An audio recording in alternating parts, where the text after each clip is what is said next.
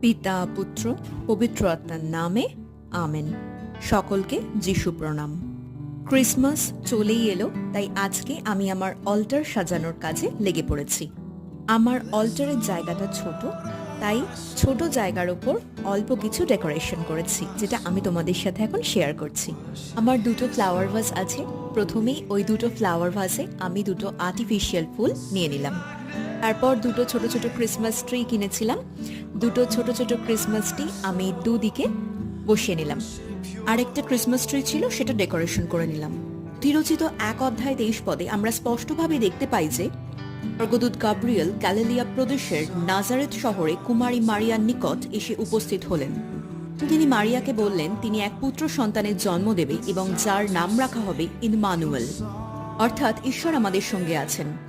Bible সম্পর্কে জানতে হলে আমার চ্যানেলটিকে সাবস্ক্রাইব করে পাশে থাকুন।